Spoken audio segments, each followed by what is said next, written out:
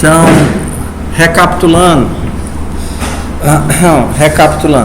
eu fiz tudo certo. O único erro que aconteceu foi que na hora do import automático ele importou a classe errada. E aí, como ele importou a classe errada, o método não estava vindo direito.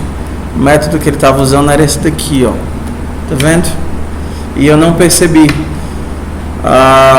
E aí o método não tinha o comportamento certo. Mas estava tudo certinho. Então, desde que eu ensine o gato a se ordenar, eu consigo simplesmente mandar ordenar o saco de gato. Ctrl Shift O. Aí ele perguntou, de onde é que você quer importar? Você quer do Collections ou você quer daqui? Aí importei do canto errado. Finish. Pronto, agora o meu saco de gato ele vem ordenado.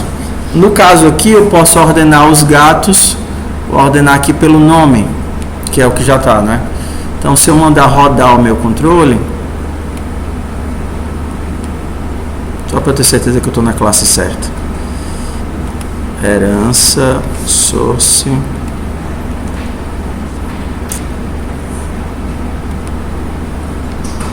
Ok. Então agora os meus gatos estão ordenados por nome. Começa o Bartolomeu. Não? Bartolomeu, Xaninha, Furiovski, Matovski. Tá errado. Ah, tá. B, C, F, M. Tá certinho. B, C, F, M. Tá. Se eu quisesse o contrário, vamos ordenar eles ao contrário. Posso só inverter aqui botando um negativo. Daí quando eu mandar ordenar, vai sair agora MFCB. Se fosse coordenar pelas vidas, é só ordenar pelas vidas, tá? Então vamos para outro exemplo de interface. Agora começa a ficar mais interessante. A gente disse que a interface ela define o comportamento, sim ou não? Um contrato. Então, um contrato, e aí a gente tem alguns abusos em Java, né? Eu posso dizer, quando a gente tiver com interfaces gráficas, a gente vai ver isso daqui. Eu posso criar aqui um passiável. A gente não disse que não podia, não é? Lembra que eu disse que não podia? Porque ele era um comportamento. Eu não posso criar um passiável. Só que aqui ele vai me dar uma opção. Ó. Ele não deu uma opção.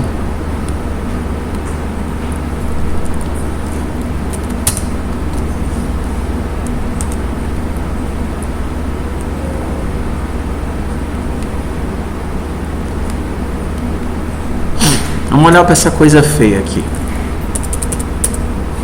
Estão vendo essa coisa feia? É feio para vocês ou é só para mim?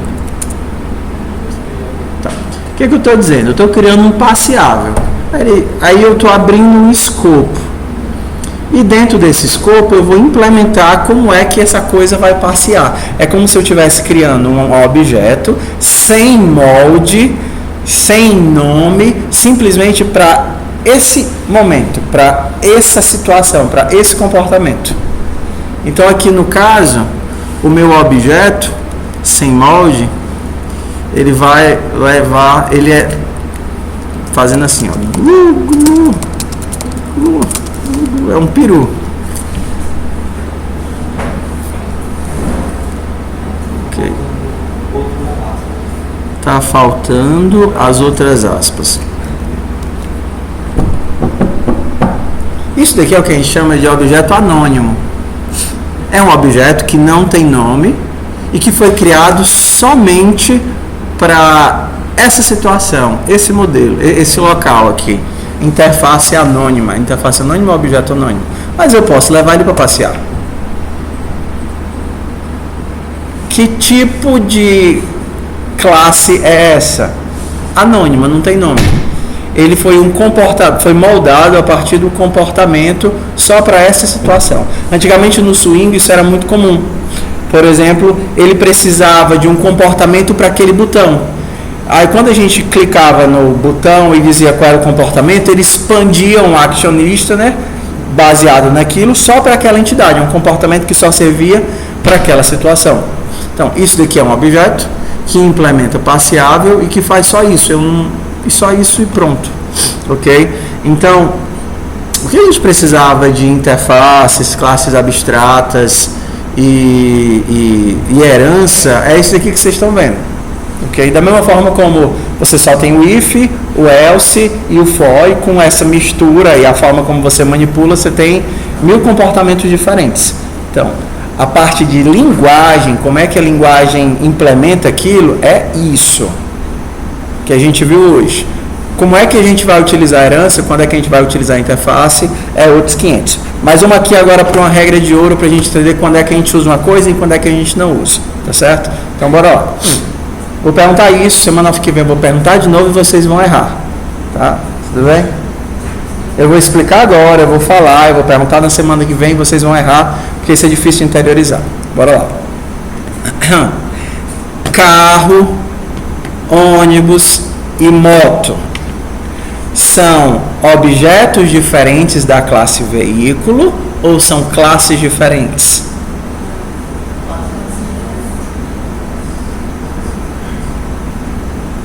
Carro, moto e ônibus são objetos diferentes da classe veículo ou são classes diferentes?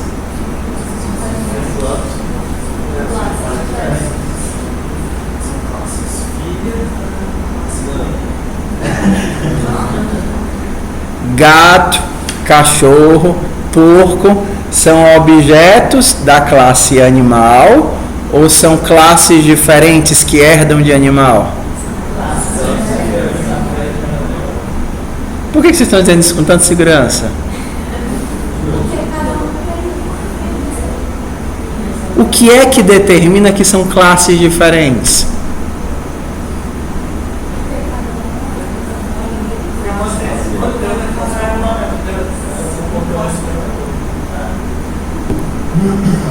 Agora vamos para a resposta, tá? Vamos para a resposta, e a resposta eu vou até escrever, tá certo? Se as entidades têm valores diferentes para os atributos, são objetos da mesma classe. Só são classes diferentes se precisam de comportamentos diferentes. Okay? Se as entidades precisam de comportamentos diferentes, então isso exige de você classes diferentes. O macaco, se você precisa que ele suba em árvores, se é uma necessidade do teu projeto que ele suba em árvores, então macaco e como é? Macaco e tartaruga vão ter que ser classes diferentes, porque eles vão precisar de comportamentos distintos. Só que se a tua classe animal é só nome, filo, espécie, número de patas, ok? Macaco e tartaruga são objetos diferentes da mesma classe, porque eles têm os mesmos atributos. Perdão, eles têm os mesmos atributos com valores diferentes. Todos têm nome, todos têm número de patas, todos... Entende a diferença? Então, você só exige classes diferentes quando você necessita de comportamentos diferentes. Se você não precisa de comportamentos diferentes, são entidades da mesma classe. É que nem se você está fazendo uma classe de inventário, cadeira, mesa e monitor são classes diferentes ou objetos diferentes da mesma classe? Cadeira, mesa, projetor são objetos da classe inventário, ou você precisa de uma classe cadeira, uma classe monitor, uma classe projetor? Exato, aí depende da sua necessidade. Se simplesmente eles servem, se simplesmente um item de inventário ele tem uma descrição, tombamento, sala de alocação, isso daqui tem a descrição de mesa, isso daqui tem a descrição de projetor, isso daqui tem um tombamento 0,27, isso daqui tem um tombamento 0,26. Eles são só objetos com valores diferentes. Ok? Agora, se você precisa que eles tenham comportamentos distintos, por exemplo, o projetor você não no inventário, né? Mas por exemplo, você está fazendo, talvez no jogo isso fique mais óbvio. Você está fazendo um joguinho, tá certo? E tem, bora lá. E tem elementos que você bate e ele vai perdendo vida e elementos que você não bate. Simplesmente são invulneráveis. Então, aí você já tem que os comportamentos das entidades são diferentes.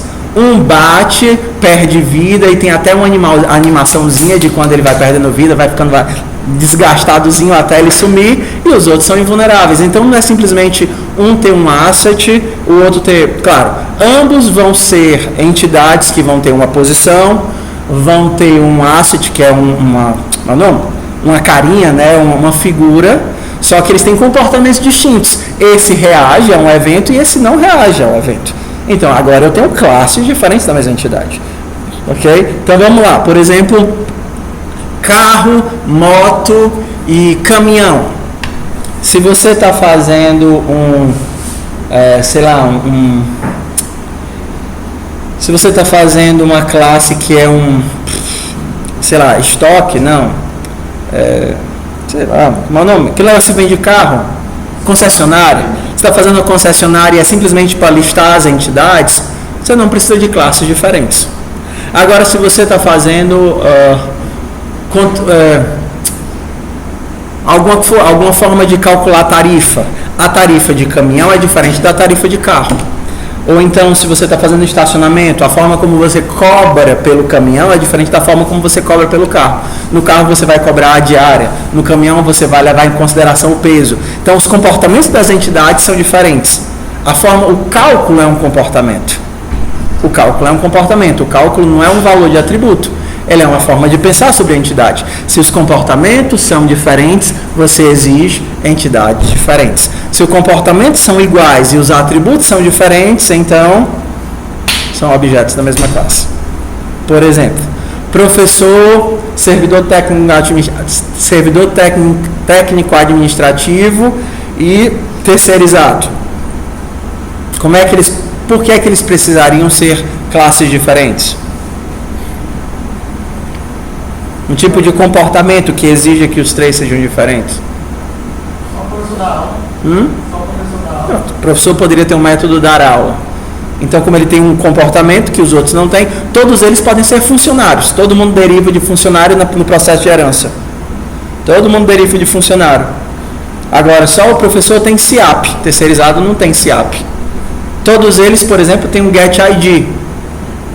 No caso do professor é o SIAP. No caso do terceirizado é a identificação da empresa que ele está. Só o terceirizado tem uma empresa. Por exemplo, todos podem ter um método autenticar. Ok? Entende aí como é que ele vai fazer na herança? Quando é que eu uso interface e quando é que eu uso herança? A gente já deu a dica sobre isso nesse instante. Quando é que a gente tem interface, quando é que a gente tem herança?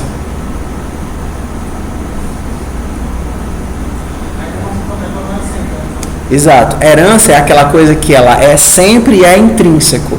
Todo gato russo é gato. Todo botão clicável é botão. Ok? Agora, nem todo botão é clicável. Clicável, eu posso ter um botão que é clicável, um label que é clicável, uma imagem que é clicável. Então, clicável não parece ser uma herança, parece ser o quê? Uma interface, um comportamento. Então, ser clicável é um comportamento. Você pode ter uma entidade pessoa. A sua entidade pessoa não é passageira o tempo todo. Ela, uma hora é passageiro, outra hora é motorista, outra hora é trocador. Então, o fato daquela entidade só precisar daquele comportamento em um momento específico, em uma situação específica, evoca uma interface. O fato daquela entidade ser sempre aquilo, intrinsecamente aquilo, evoca herança. Normalmente a programação é toda voltada para interfaces e não para herança. Então, por hoje hoje a gente terminou basicamente a matéria da disciplina. Então, a matéria da disciplina acabou. Agora a gente vai para a parte de prática, praticar a disciplina, porque orientação a objeto é isso, é entender essas entidades, esses elementos, e aí como é que eles se desdobram nos nossos projetos. A gente vai fazer agora um inventário de mercantil, ok? Porque agora é tudo desdobramento. Vamos fazer um inventário de mercantil. O que é o item? O que é uma promoção? O que é um pacote? O que é um carrinho? Aí a gente vai manipular. Olha, um item, ele é uma interface. Porque um produto é um item. Uma promoção é um item. Um pacote é um item. Então o item é uma coisa que eu preciso que ele se comporte. O item é uma coisa que tem uma descrição e tem um preço. Ok? O que é um carrinho? Então tudo agora vão ser manipulações dos nossos conceitos para que nós vejamos, para que nós possamos ver em exemplos reais como é que os conceitos se aplicam, como é que os modelos se aplicam, e agora é só prática, ok? E a gente começa pela prática do capítulo 9. Se a gente for olhar para a apostila ela tem capítulo 9, 10, 11, 12, e aí depois é só manipulação.